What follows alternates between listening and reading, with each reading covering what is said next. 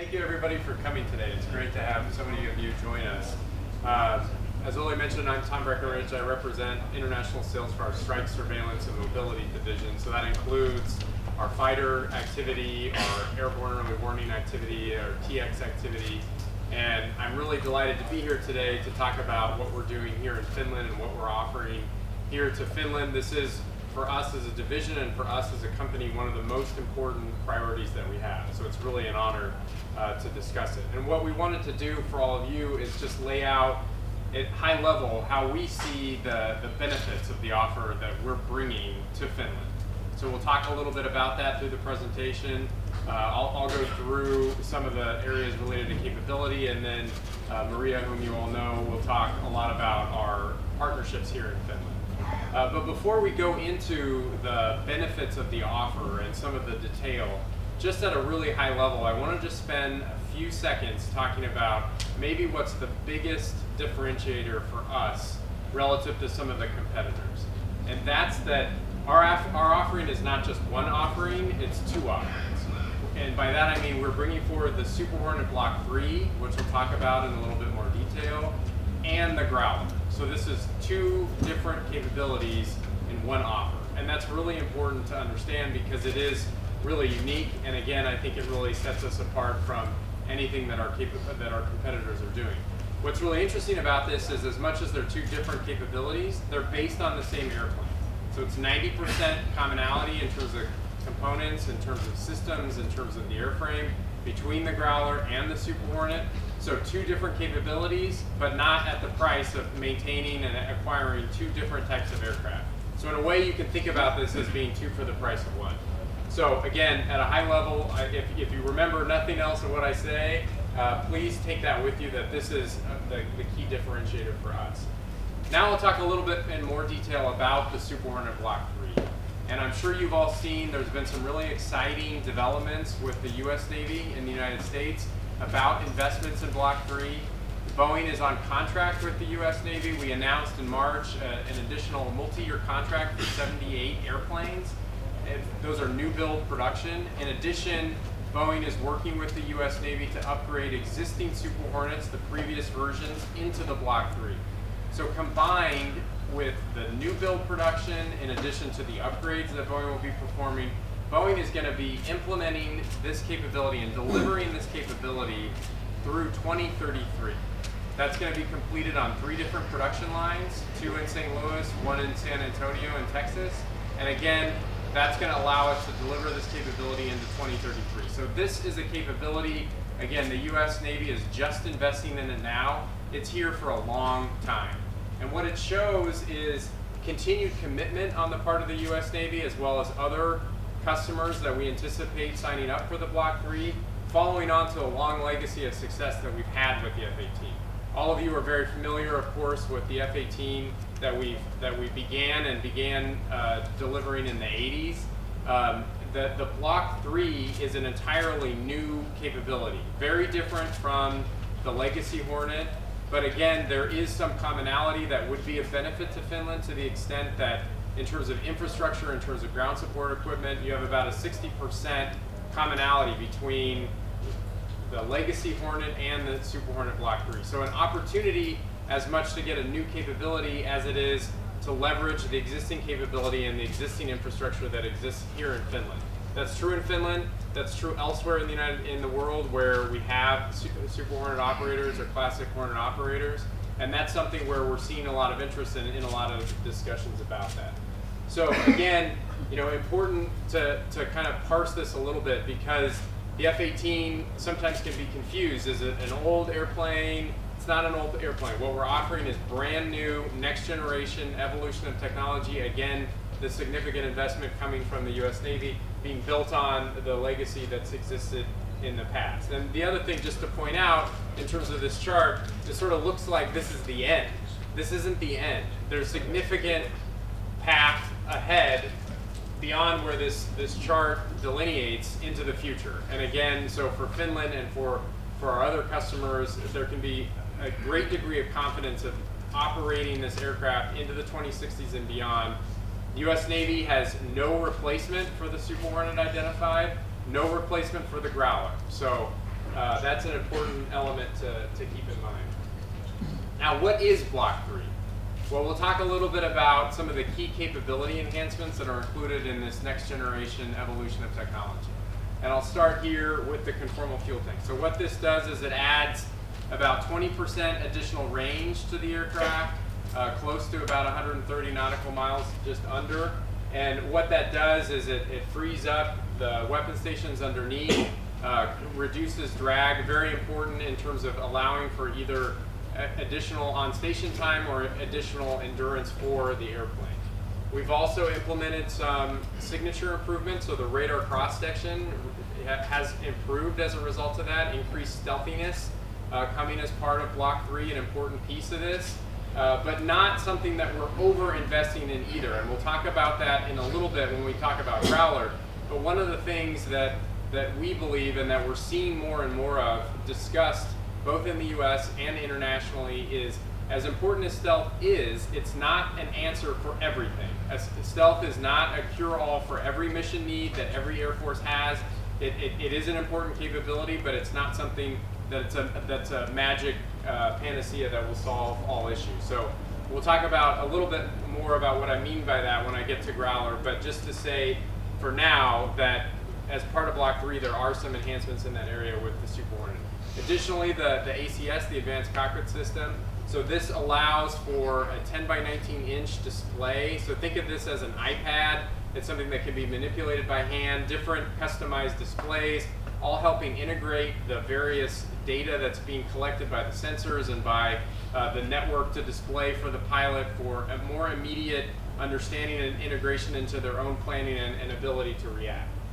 And enabling that is a new computer and a new data pipe. So the distributed targeting processor network is basically the computer that's in the airplane, and then the ATD, that Advanced Tactical Data Link, is essentially the data pipe. So what this is allowing the airplane to do is to communicate with other airplanes, with other assets that are out there. Again, the ability to share sensor data and make better decisions for the pilots that are operating the F-18 in this case, or other assets either on the ground or in other areas in the force. Moving beyond the infrared search and track, or IRST, this allows for the ability to identify and target individual items based on heat signature, essentially. So moving beyond the RF spectrum and looking more at what can be picked up beyond that based on a thermal heat signature. SATCOM as well, and then very importantly here, something to emphasize, moving to 10,000 hour airframe. So the legacy Hornet was 6,000, now we're moving, the Super Hornet was 6,000, now we're moving to 10,000. So again, when we talk about longevity of this airplane and its ability to operate into the 2060s and beyond, this is a big piece of that the airframe itself is being designed for 10,000 hours, and again, a significant enhancement from where it was at 6,000. So let me now just turn and talk a little bit about Growler. And we started doing this on the previous slide, but we cannot emphasize enough how important this capability is in both our offering and what we believe it could mean for the future of Finnish defense. And before talking a little bit about the capabilities, we also need to think about the symbolism that this represents, that this is on offer. So what I mean by that is this is only the second time that the United States government has released this capability beyond the US. So it was released to Australia, now it's being released to Finland. So I think that's an important symbol of the relationship between Finland and the United States. It's also a reflection of the partnership and the trust that the United States and Finland share. So this is a really important element of our offering, and I think also, again, an opportunity both for the capability that we're bringing as well as what this represents for the future of Finnish-US relations as it relates to defense. So what is the Growler? So again, talking about the overemphasis on stealth, what Growler can do is it can operate across a much broader portion of the electromagnetic spectrum, whereas if you're only able to protect yourself with stealth, you're in a much narrower band.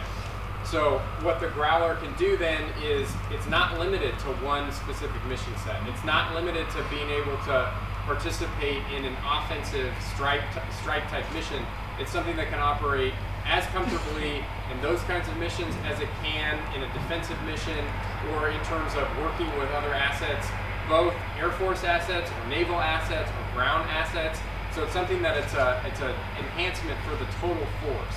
And again, why this is such an important capability for Finland. I mentioned there's a significant commonality between the Super Hornet and the Growler. So this is not something that would require two separate infrastructures or two separate operational support kind of constructs for two different aircraft fleets. And again, why this is two capabilities essentially for one. This is the only airborne attack aircraft in the United States inventory. This is the capability that accompanies all United States assets when they enter when they enter areas where there are dense or significant threats. So even Air Force assets, other types of assets, the Growler today goes with them because of the capabilities that it brings. It doesn't get maybe as much publicity because of a lot of the effects are non-kinetic in nature, so you don't necessarily see what's happening. You see the effects, but you don't necessarily see what's happening. But that ability to operate, again, both offensively and defensively, coupled in a complementary way with what we're bringing with the Block 3, is the reason why we say that this is such a significant enhancement, or could be, for Finland.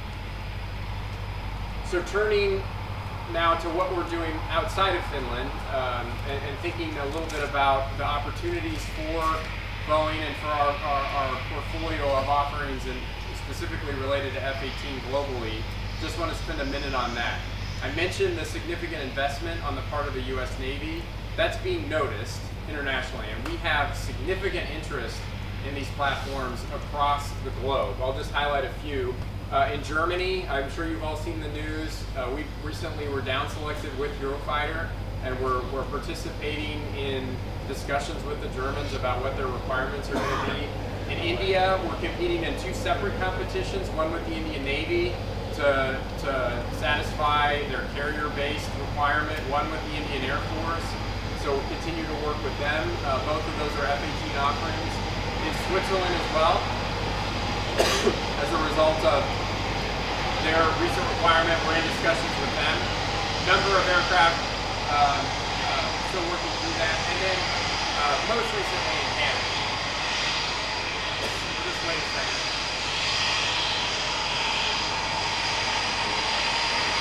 That may not die down. So I'm going to try to talk really loud. So all those together is an opportunity of over 350 aircraft.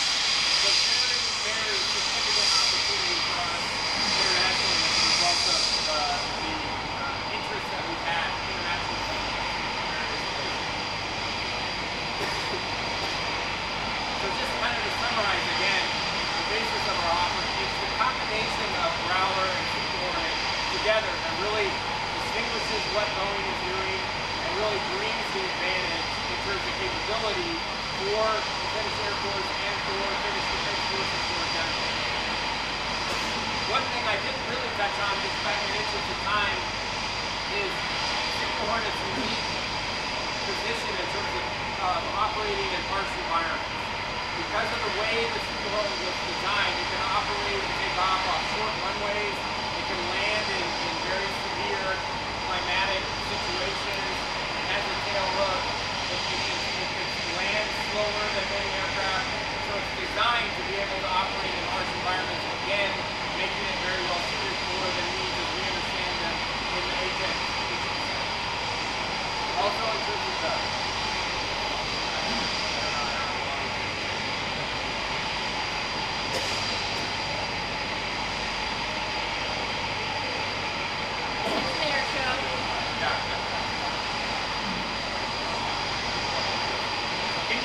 if I talk loud, or is it too distracting? Okay, I'm just going to talk loudly. So we talked about, for the same reason, that there's dispersed basic requirements, that as a result of the design of the Super Hornet, it can operate in a dispersed fashion, it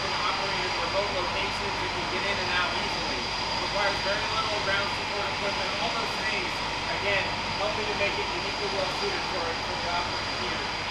And I talked about the enhancements and the complementary nature of its contribution to land forces, air forces, and sea forces as well. I talked about the airframe. Now I can stop yelling. And then the production line lasting until 2033. So for all these reasons, as well as what is being done with the U.S. Navy, we really do believe this is a tremendous opportunity and capability set for Finland. And with that, I'll turn it over to Maria. Okay. So I think everybody's very aware, one of the fundamental military doctrines for Finland is really having autonomous, independent capabilities here in Finland to ensure the security of supply and the ability to take care of your own aircraft. That is something that we did very successfully in the Classic Hornet program. And this was done through the Industrial Participation Program, where we established the partnerships with local Finnish industry that allowed us to do that. What really the advantage of the Super Hornet brings us is that we can continue and we can leverage and we can use the investments that were previously made and to continue those partnerships, continue the working together relationship with the U.S. Navy, the Finnish Defense Forces, and offer that sustainment capability right here in Finland. And that is something that I think continues to be of high value. It is a part of the HX proposal, some of the most important requirements. One thing I want to also make sure everybody's fully aware of, it hasn't been maybe captured entirely correctly in the media to date, but we are offering once again the opportunity for co-production of the aircraft here in Finland. That was also a tremendous success with our Legacy Hornet program, because it is that know-how, it is that technology transfer and competence know-how of bringing that entire airplane to be assembled and built here in Finland that then translates to that know-how transfer also into sustainment. If you have battle damage repair work that needs to be done, you know, the fact that they have put it together here and learned every aspect of that aircraft and how it comes together, how it comes apart, that is really something important for also being able to maintain the aircraft. So we have offered that, and once again, that would be through our partnership with Patria, who would be performing that work. So there continues to be all of the advantages of being able to bring the legacy program that was very successful and continue that well into the future. In addition to that, of course, the Boeing company, in terms of an industrial participation program, we are the world's largest aerospace and defense company. We can bring the entire Boeing enterprise to bear for the benefit of Finnish industry. So we have a tremendous offering that we have been working on for the proposal efforts, working a lot of different projects, both in the direct as well as the indirect space, primarily focused on national security interests and needs, and a lot of good opportunities for technology collaboration with Finnish industry. We had a very successful program previously with over 220 companies that participated in our program. And while the rules have changed and it'll be a slightly modified version of that, but once again, this is a tremendous opportunity with about a $3 billion program available for us to collaborate with Finnish industry for the benefit of Finland. So all in all, I think if we could summarize what is the reason why Boeing feels that we have the best offering for Finland, it comes down to these few key points. Number one, capability. When you bring the combination of the Growler and a Block 3 Super Hornet, we believe we are offering an unmatched capability that meets perfectly with the Finnish mission requirements. Number two, we can offer it affordably with a proven product. It is combat proven, it is ready, we know exactly what the price point is. We know that we can operate it and maintain it within the Finnish operations budget, so you know exactly what you're getting. We know that we can offer the security of supply. We can offer the local indigenous maintenance, autonomous capacity for taking care of the aircraft together with industrial partners, and we can offer a very compelling industrial participation program for the collaboration with Finnish industry while maintaining the continuity and the importance of this bilateral U.S.-Finnish defense bilateral relationship. So we believe that it's a compelling solution, and we really would be privileged and honored to continue this legacy in Finland with the Super Hornet and Growler for the next 20 and 30 years. So I think with that, we're happy to open it up to questions from anybody. This stage, I also introduce Alain Garcia over there. He's our capture team lead for Finland and Switzerland, and also ex-pilot. So if there's any technical questions at this stage, Alain can also answer those. So all the pilot questions go to him. Sure. So you say that Kauppinen, I'm a freelancer. I report for quite a few papers of pages Growler and I'm also pilot myself. So my question is that you say that Super Hornet has the lowest operating cost per hour.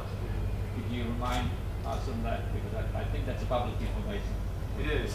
So that's based on the public data out of the U.S. government, out of the Department of Defense public data that is published, and it's actually been further reinforced by recent testimony in front of Congress by United States Air Force leadership.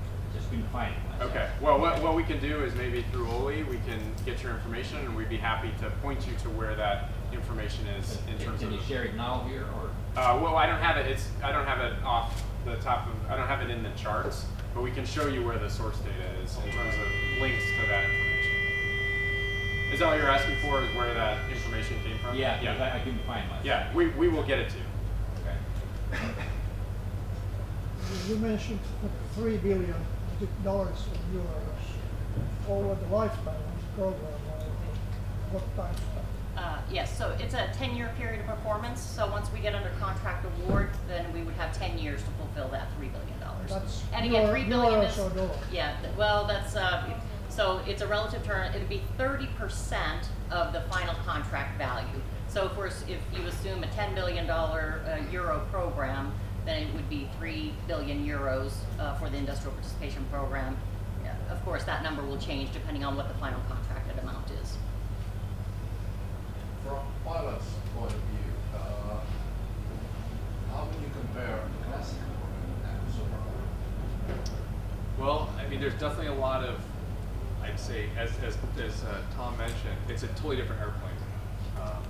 While it's a totally different airplane with much more advanced capabilities, from a pilot perspective, transitioning from a classic Hornet to a Super Hornet is very easy.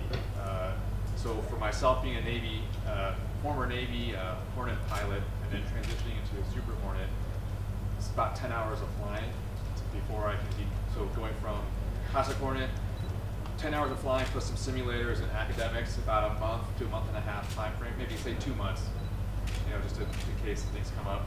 You can become an operationally qualified Super Hornet pilot. So it's a very easy transition. And that actually goes the same thing for the Growler. So if you become a qualified Super Hornet pilot, you're automatically qualified in the Growler because it's the same from a pilot's perspective. Which one is more agile? Or what? Agile. Well, it depends. So there's certain perspectives when you how you define agile. I think the classic Hornet roll rate maybe is a little faster, but the slow speed handling in the Super Hornet is much better. So it depends on what aspects of performance and agility you're looking at. Again, with the given capabilities that the Super Hornet has, the performance requirements are a little different. Does that answer your question, sir?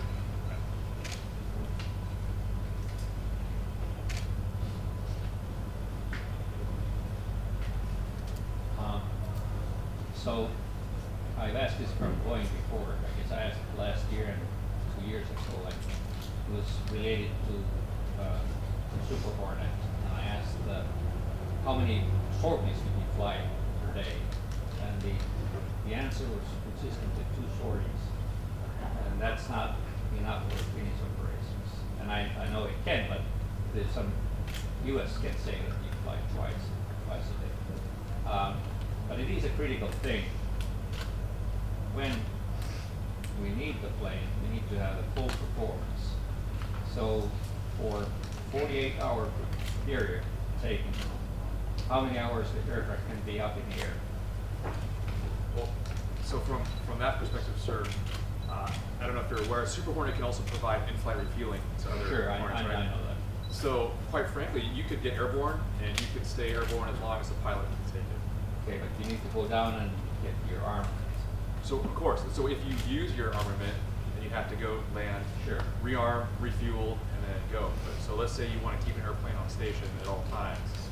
You can keep that airplane on station as long as the pilot can take it. You can just send the tankers up to refuel it, Yeah. and then that airplane can stay airborne. Yeah, but you can't fly it for forever because it has to have a maintenance and that takes some time. So you know what I mean with 48 hours. It's a Yeah, of quite course. well known measure to measure. Yeah, the availability of the plane. so usually, I would say from so my experience in the Navy in a combat environment, we fly at 6 hours. That's kind of almost that's a rule given by the Navy. It's about as long as we can stay airborne unless other situations dictate. So 6 hours, come back down, land, rearm, refuel, and then go back up. The airplane can stay airborne longer. It's really just more. It becomes a pilot, not health issue, but you just Had a pit stop. you gotta have a pit stop. You need to kind of refresh yourself, and so and when you say the two sorties a day, That was the answer. okay, again from my experience flying off aircraft carriers, we definitely aircraft did more than 2 sorties a day. It was 3 to 4 depending on the requirements. I personally flew in combat operations. I flew 3 sorties at night myself in a night. So, and that airplane is, quite frankly, when we would do that, we would land. I would get out there. We wouldn't shut the airplane down. We'd shut down one of the engines. I would jump out. Somebody would jump in, and that airplane they would, as they're refueling it and rearming it, and then they would start that other engine up and then go. So the airplane can do a lot more than 2 sorties. I don't know where that empty came from, but Well, it depends on. I guess I gotta understand the scenario behind it. Yeah, we do probably 4 or 5, but You can- they say it's pushing. It's pushing it I'd say 4 to 5 on a full day. If you just come back and land and then turn the jet around and then rearm it, and it depends if it's in the same configuration. If you're not rearming, because you're not going to. Yes, the question is, are you rearming the airplane every time? There's other dynamics that go into that, but easily 4 to. I don't say 6 Well, depending. those are the critical times when you need to rearm. Yes. So if you're That's where you in need that performance. capability, so which is what I had done, we'd fly a couple hours, go get rid of our weapons, and then come back and land, refuel, and then go up again. And it was a lot. I was definitely more than 2. I'd say probably closer to 5 to 6. I mean, the jet will do it. If you have the personnel to do it and to turn the jets and to fly the jets, it can do it. Absolutely. Other questions? Okay. Finish as well. Niin, joo, voi kysyä myös suomen kielellä, jos haluaa. En ollut ihan varma, että onko tässä ainoastaan suomenkielisiä. Ja yksityisesti saa myöskin kysyä, joo, kyllä. Tästä tuotannollisesta yhteistyöstä. Joo. Tekikö se Patria mitään muuta kuin kokoonpanoa niin teidän toimintamista vähän isommista osakokonaisuuksista vai liittyykö siihen kaupungista? Joo, eli Patria tekisi tämän kokoonpanon, mutta meillä on myös komponenttituotanto, joka on mahdollista. Tämä on tarjolla. Ja sitten tietysti Patria on osa tätä koko huoltoketjua, että Patria on siinä isossa roolissa. Että siinä olisi, ja sitten myöskin, jos nyt puhutaan sitten vielä epäsuorista mahdollisuuksista, niin myöskin täällä sanotaan globaalisella tasolla training puolella on mahdollisuuksia myös yhteistyöhön Boeingin kanssa. Puhutko TX:stä? Niin, no tämä on ehkä sitten tulevaisuus, mutta meillä on nyt kaikenlaisia mahdollisuuksia yhteistyöhön Patrian kanssa muillakin aloilla kuin TX, mutta TX on yksi vaihtoehto tulevaisuudelle. Joo. Hi, I'm Thom Breckenridge from Kauppinen in Stockholm. Maybe I said this before, but how many growlers do you are included in the offer? We're not specifying the number, the mix. We're in discussions with the Finnish Air Force about that, but we're not publicly providing the mix between growlers. 8 to 12. We're not publicly providing the mix of the Growler. I would say if you look at a carrier airway, it'll give you an idea. What's the mix in America? How many growlers per Hornet? So What's is it the- okay if we? Yeah. On a So US in a U.S. carrier, we have one squadron of Growlers, and so it used to be 5. Now it's I think up to 7 or 8 because they understand the importance of it. And we have 3 squadrons of fighter jets, which have about 12 each. Actually, we have 3 squadrons. Actually, there's 4. Sorry, there's 4 fighter squadrons and 1 ground squadron. Sorry. And did we already say no aircraft goes into a threat scenario without a Growler accompanying it? Could you tell a bit about the Australian model in which they both Growlers, but they also both Super Hornets, which were kind of Growler ready because they had the electrical fire for Growler? Yeah, we can't go into a lot of detail about Australia, but you're right that they bought Growler and the Super Hornets they bought F models, and they were bought and built in a way to provide maximum commonality between the Super Hornets and the Growlers. So that was always part of the philosophy in Australia, and that could be something that could be of interest in other places as well. Yes. Is it likely that Super Hornet will be integrated to, or Meteor will be integrated to Super Hornet? We can't get into specifics of weapons, which specific weapons we're offering as part of an offer. That's private discussion with the force at this time. Okay, in that case, so one of the critical things for Finland would be when we need those arms, is a critical supply and immediate supply.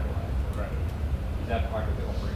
Well, the recognition of a need for critical supply and a recognition that the most advanced systems and capability, even weapons, needs to be part of the offering is recognized and is part of the discussion. We just can't go into specifics of which type of weapon and what quantities are being included in the offer at this point in time. So, Can I say something? Yeah. So, as you may know, we are given scenarios that we have to meet certain requirements for. And so, along with that are the weapons that go along with the capabilities. So, we're working, our offering will meet those scenario requirements. So, if we don't meet them, then we're obviously in trouble. So we are providing we're offering what is needed to meet the requirements for those scenarios. Does that answer your question? Do you have plans to put cameras around there? Is this similar to as our other U.S. competitor? Yes. Well, I don't know how to answer that other than there is no plan on the roadmap. I don't think there's a need for that. So there's other systems that in the aircraft that give us the situation where we need. Would it be a good idea? I don't. Again, in my personal opinion, I don't know. I've never used the system. I would trust that the Navy on their roadmap, if they thought it was a good idea, they put it on there as a requirement. It's not on there, so it's probably not a necessary item for us.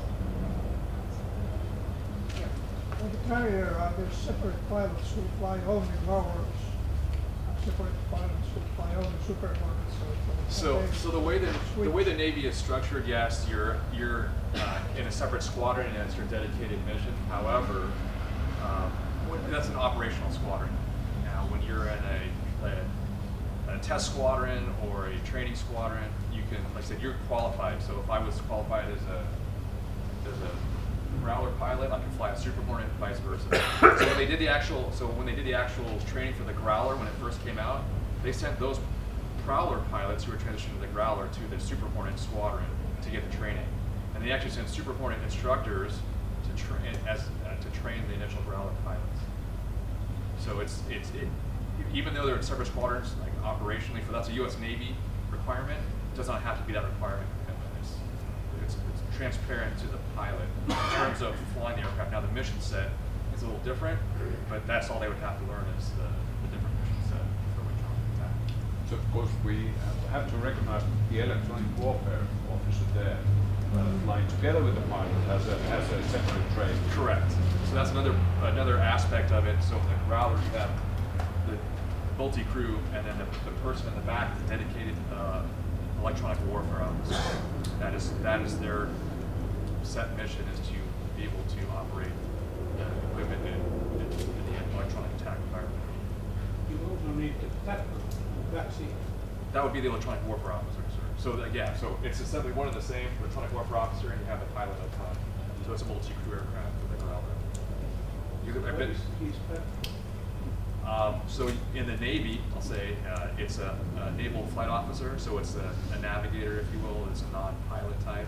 That their dedicated mission is to work the mission systems of that particular platform. So they're specialized in that aircraft. So they have some aeronautical skills, but they're also very versed in the electronic warfare. They are not pilots. Not pilots. Yeah, so